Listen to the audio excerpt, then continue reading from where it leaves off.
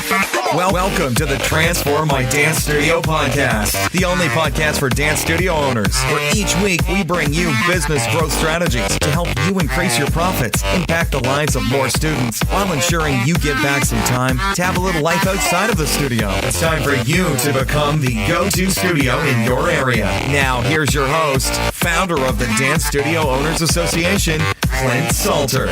Hey there, dance studio owners. Welcome to the Transform My Dance Studio podcast. It's Clint here, and I'm pumped that you're joining us for today's episode. Now, today's guest is Dr. Sara Cullen, the Managing Director of the Cullen Group. She's one of the most experienced thought leaders when it comes to helping businesses achieve their contract management and outsourcing needs. Sara holds a Bachelor of Science in Accounting, an MBA, and a PhD in contracts, and is the author of the Contract Scorecard, Successful Outsourcing by Design. Hello, Sara. Thank you so much for joining us. Happy to be here. So, Sara, tell us a little bit about you and your business and how you help business owners when it comes to their outsourcing and contracting. And in many ways now, I'm affiliated with the University of Melbourne and London School of Economics, so I do a lot of research in the space as well.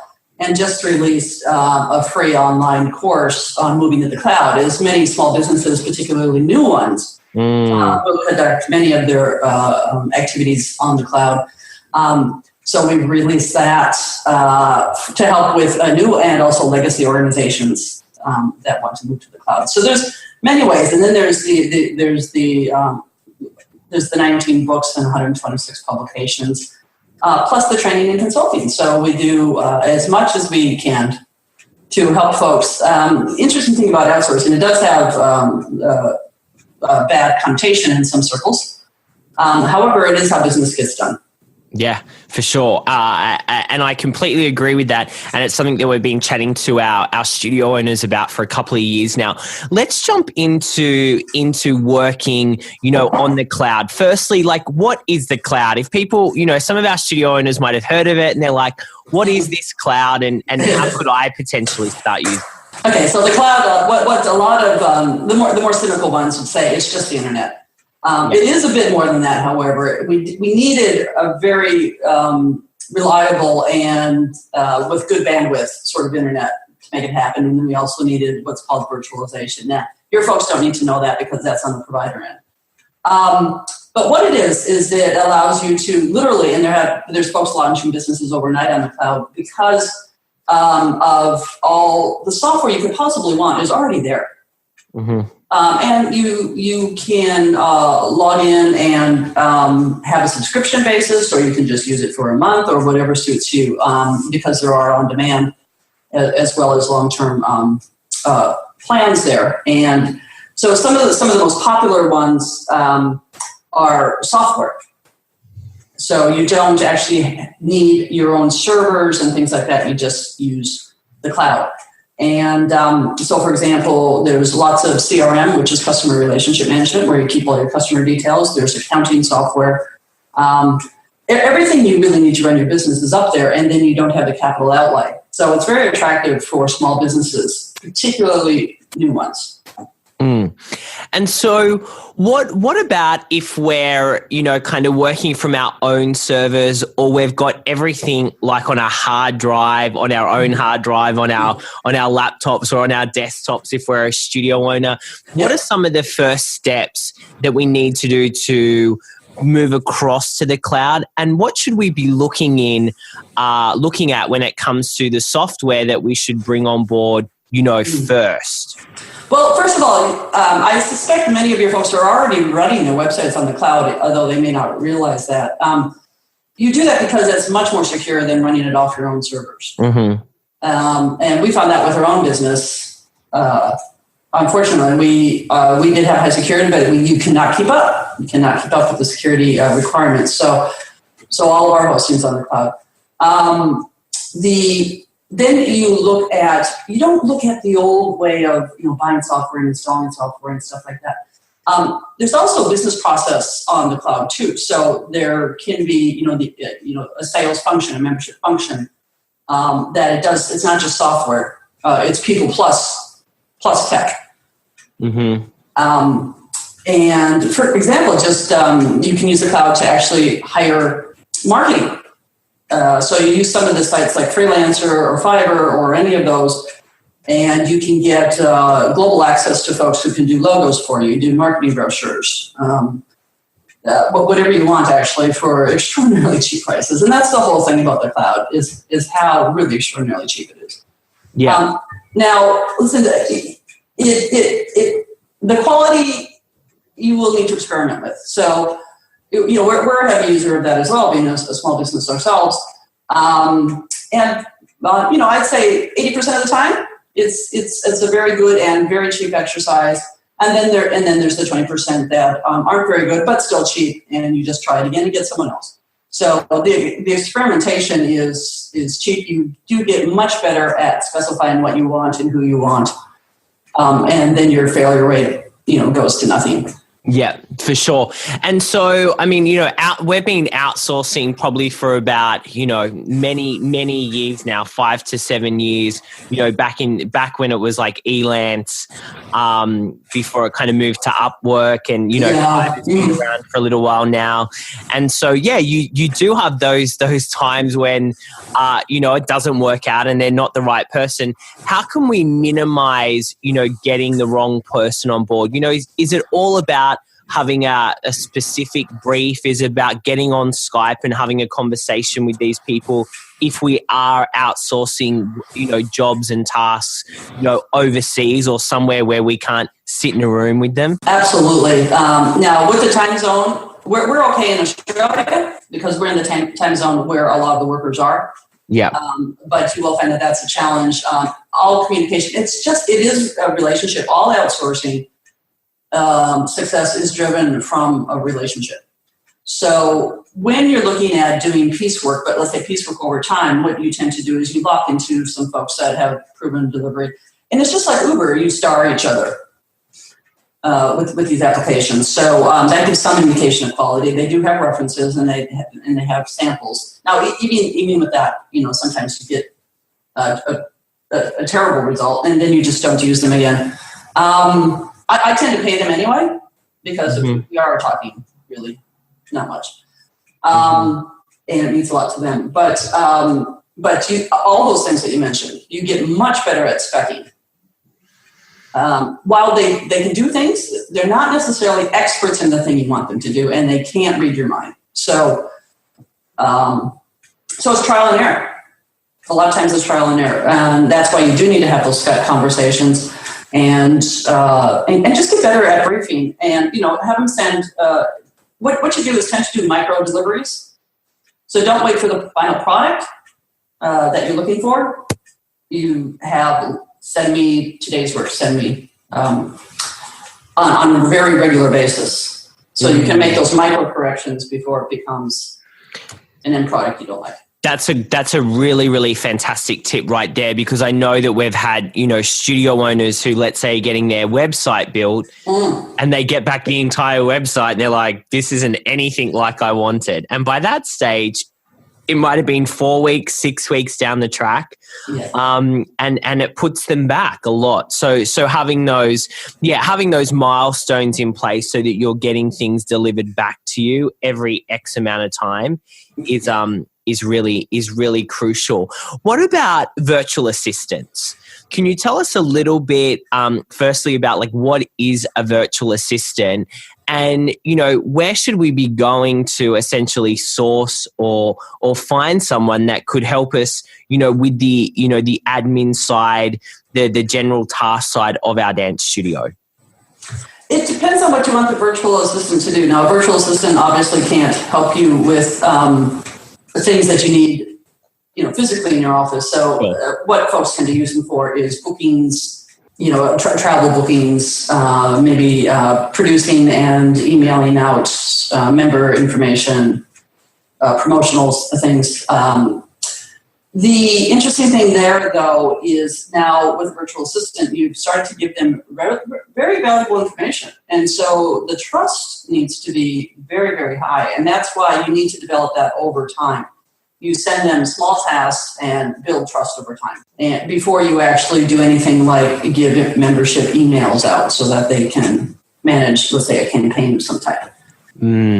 That's good. So you want to build them up. How can you best plan to bring on someone in that role? And is it about having, really, again, a clear job description with this is what we're going to get them to do month 1, month 2, month 3? Like how much detail do you put in place? You'll find with a virtual assistant, it's like a normal assistant. It's chaos. But what you do is you set up a few exercises where you can earn trust. Now, with the virtual assistants, you can get domestic ones. They don't have to be overseas. Yeah. So that might help with the trust factor. With some of those in the major cities, they could very well be in Sydney, Melbourne, Brisbane, and Perth, whatnot. So you could actually physically meet your virtual assistant. But you'll do everything via the computer. So the most important thing is to start to say, can I trust this person to do what I want and handle my data and my needs and represent my best interests? And that will take time. And then it'll be like any normal assistant where whatever comes up, you flip to them. Anything they can do, you flip to them. Once that trust is there. Yeah. Yeah. Good tips. What are some of the mistakes that you see people making when they, decide to start outsourcing work in their business? Probably ignorance. They, I think they tend to overly believe whatever on websites and the beautiful things that are presented to them. Without actually reading, for example, the contract. Now, for instance, if you go to the cloud, data backup, all that's your responsibility. So, in small business, don't back up when you have your own computer environment. As much as I believe everyone's lost something. That risk actually increases a bit more in the cloud. Because, for example, if your data is being hosted somewhere else, and for whatever reason, they go bust or they kick you out because for some reason maybe bots attacked your site and they decide that you're at risk. Mm-hmm. They can shut you down and they actually have no duty to maintain your data, to retain your data after that event. So I think it's understanding their own responsibility. Now, listen, cloud contracts are more simple than other contracts, but the most important thing to read in there is what your responsibilities are, what they expect you to do. And some of them are very good about this. They actually have it goes by many names, but it's here's what you're supposed to do schedule. Mm-hmm. But with other ones, it's quite opaque, I must say. So I think it's more about knowing that. You do, for instance, when you outsource, when you run in the cloud, you do have to run your business tighter and smarter without as much, let's say, slack and whatnot. So that does take away from what your core business is, which is helping people learn to dance. Mm-hmm.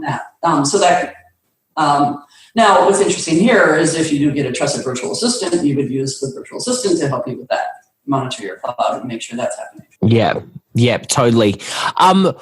What cloud-based software can we be using to ensure, we do tighten up our systems and there's transparency with our virtual staff so that we can see, what they're working on, how projects are progressing? What are a couple of tools that you suggest that our studio owners, look into to help them with that process? I say it depends on how large they are. You can get cloud monitoring tools as a separate software. I would also recommend that you don't sole source to a single cloud provider in one thing. So, for example, let's say your backup can be with a different provider than the one that you're running, let's say your CRM with, your customer relationship management software with. Mm-hmm. So that's what you do. You split it up. And it's the same way that you would run your own environment by having some secure backup offsite somewhere. And with most small business owners, it's at their house, which is fine. It's just somewhere else where the computers aren't. So other than that, it does tend to be managed by exception. One thing with cloud can get a little crazy with the prices if folks actually have their own applications, and I don't know if folks do that in their own. In your industry. Not really. I mean, they're using, when it comes to cloud-based software, they're using things like, G Suite or Dropbox or, to store files and that type of thing. Okay, so then the risk of price getting crazy isn't too high. Other than that, you just want to get rid of stuff that you're not using anymore because you are paying to have that there. So other than that, in terms of, for example, the labor component, people working on things, that's for you and the person you're working with to decide on how you want to do that. That's not really a software thing. It's not a software solution. And it's really about them dropping in, again, those micro deliveries to you nonstop. For example, if they're developing a website for you, you will be testing what they're doing. Let's say if it's a 6-week project, I would actually, every 3 days, be looking at that. Because once they go in one path, it's very hard to unravel that path. So, and that's just a matter of setting up. Again, that would be on the cloud, a test environment where you can go and see where they're at. As long as you understand that they would have blocked stuff out, so there'll be a lot of nonsense. But that's fine, because they just block it out and put it in Latin. But just so you can ask them questions, get more informed about why they're doing it, and let them know when you see something, no, I don't want it to look like that. I don't want it to be those circles or whatever the case may be. But a lot of folks, having a website is not their core business. So they don't actually know necessarily what they want till they see it. And then that's not the vision I had. And it's very difficult for folks to articulate that. That's why we need those, need a lot of engagement, particularly since you can't actually physically go visit them in many cases. So you use all of those things that you mentioned. You use Dropbox, you use some test environments that for instance, if it's a web developer, they will have their own one that they like to put you on. Yeah, cool. Makes a lot of sense. Now, when it comes to our staff, so whether it's local staff or it's virtual staff, what should our studio owners be looking at when they're putting contracts together so that it's a win-win situation for the, employer and the employee, or the, business owner and the contractor? Well, this is an interesting question because there's actually 2 key contracts that you need to work on with an employee. Now, whether that person is, and most small business, they don't actually have full-time staff in the traditional sense. They do bring them on a contract. Yeah. Because we have to keep our expenses somewhat fluid and not have those fixed expenses. So, but there's 2 things. There's the written contract, and then there's what's called the psychological contract. Now, the written contract is just the basic rules, what they'll get paid, what their scope of work is, generally speaking, and the term of engagement, and really don't go much more than that. Some folks get a little crazy. Listen, you'll have to have something about intellectual property, in that the studio owner owns the intellectual property generated. But other than that, then you work on the psychological contract. And the psychological contract is the contract, that the obligations that people have in their mind, regardless of what the written piece of paper says. That you will, when I say, for instance, the studio owner says, I need something timely. What is that? What does that mean? So trying to get some of these unwritten, they're past the legal obligations, and they're the way that you want to work together. Now, what we found is actually the psychological contract, when folks do get in trouble, and this isn't often, but it does happen, the psychological contract actually does have some legal bearing when folks have established patterns of behaviors that they can rely on. And that actually gets incorporated into the legal agreement. So it's quite interesting that they actually blend over time depending on how long the person has been with the studio owner. And how, with the psychological contract, how are we kind of forming what we want to go into that? As a studio owner, are we kind of writing down, doing a brain dump of the things that we want to include and then speaking about it to that specific, contractor? What's the best way to go about creating that? So you have your written contract, which is just the basic, if you want to say basic transaction, right? Yeah. Your psychological contract, what you want to look at that is sort of the spirit of the agreement. What are we doing for each other? And it needs to be mutual. Not kind of the master servant I'm paying you money, therefore I get to command you. Not that sort of thing. And here's how I want you to work. It's actually mutual win-win. So it might be, you might have some key tenets. So if you think about a one-page spirit of the agreement, which I don't like to put it on paper immediately. You just have to have it over coffee. Mm-hmm. The contractor needs flexibility. So then you might say, okay, flexibility. What does that mean? What kind of flexibility do you need? And so you work on some key principles, some key tenets. We will be flexible, and describe what that means. Maybe with small business owners, you do tend to find chaos. So there's that flexibility versus I need you when I need you. Mm-hmm. And then it has to work through both of those. Sure. And that's all it is really, and you can go through some scenarios, but you'll eventually come to an understanding on how you're going to work together. And then you can scribble that down in sort of a spirit of agreement. It's good to, once you have the conversation, that's a huge step forward. Now, how people interpret that conversation is different. So both people walk away from that conversation with different psychological contracts. Unless we actually do sit down and say, okay, so our understanding is this, and you scribble that down. Mm-hmm. I think like what you're really talking about here is it's really about having open, continual conversations with the people that make up your team. Yes, at the start, because what we find with psychological contract breaches is that one or the other parties believes the other party has done something wrong. Mm. And the other party had no idea that was a wrong thing. Yeah, they never did have those conversations. Now, what often happens is that they watch. They don't necessarily act on the first psychological contract breach that takes place. Mm-hmm.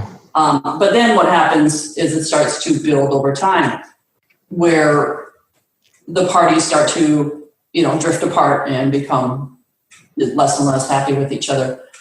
And it can be quite simple things. The employees get invited to the Christmas party, but the contractors don't.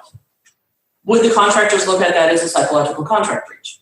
And in fact, the intent might have never occurred to them. But yet, then you have what they deem it to be a breach because you never really understood that. So it actually provides a mechanism too, if you want to say, okay, the spirit of agreement, let's keep working on that because we're going to have situations where you're going to think I've done the wrong thing or I've done or vice versa, and you need to tell me because I didn't mean to.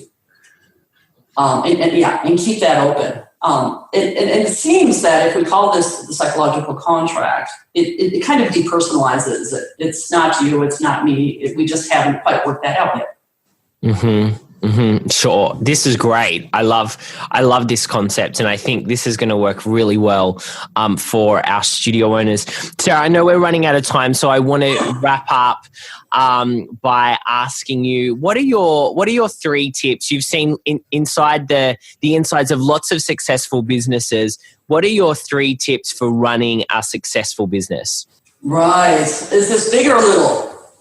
This is like in terms of like running for our studio owners that are listening, not a multi-million-dollar corporation, a small business. What do you think are the three things that they need to think about when it comes to, building a business, a studio that really thrives? Agility and serendipity. A lot of folks actually think you need this business plan. And then life happens, and it's not like that at all. So I'm a big fan of serendipity and agility, which is fast movements. Now, having guided that and experimentation, because there's lots of opportunities that folks are thinking of, and they're not taking up for various reasons, and that's fine. You want to do that in a smart way. One thing that small businesses do struggle with is cash flow. Yep. And this is a perennial issue. So you actually do need someone that is watching that very, very carefully. And that's their primary job because that's what kills small business, is cash flow. The other thing that kills them is collections, which has to do with cash flow. To not upset members, don't go out and chase down receivables. And then that just snowballs. So that is cash management. That is absolutely crucial. Mm-hmm. And then it's actually thinking about, and then you do have your long-term thinking, which is actually how big do you want to be? Some folks chase growth. Some folks actually don't chase that at all. And as long as you're generating high profits, let's say just from one site, some people grow until they go bust. Mm-hmm. We've seen that happen with lots of big companies. They focus on growth. They grow too fast, and they run out of cash. Yeah. So, and there's nothing wrong. When you start a business, it depends on whether you are more business orientated or more dance orientated. Mm-hmm. So, you just the more business orientated are, the more you think this studio works. I'm going to be able to do another one, and they keep doing it until they run out. So I think it is about understanding, do you want high quality, high profit ones, and have a bit of a slower approach. When I was running various businesses, I was much more focused on the quality of customer profit and service at each site. Yeah. Before even considering moving on, and still quite reluctant to that the cash flow has to be there and be able to be lost. Mm-hmm. Yeah, it's great. I love those tips. They're really fantastic. So thank you for sharing them. Look, Sara, it's been great to chat with you. Where can people go to find out more about what you and your company are up to?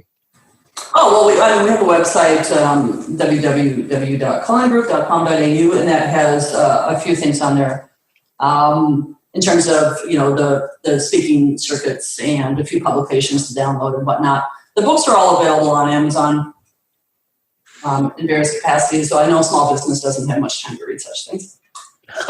No, our listeners are always interested in learning and growing. So I'm sure if they've listened to this and they've resonated with your message, which I'm sure a lot of them have, they'll definitely check it out. And the cloud course is available on. It's called Moving to the Cloud, and it's called a MOOC. MOOC. It's a massive open online course. So if you actually just type in Moving to the Cloud MOOC, you'll get the appropriate URLs for that, which will either go through Melbourne Uni or go through Coursera. There's a few pathways to get to that. Awesome. Cool. Well, thank you again so much for your time today, Sara. I really appreciate you sharing your wisdom with our studio owners. Thank you. Lovely to be here. Thank you for joining us today. For all the resource links from the show and to receive access to our free dance studio growth training, make sure you visit transformmydancestudio.com.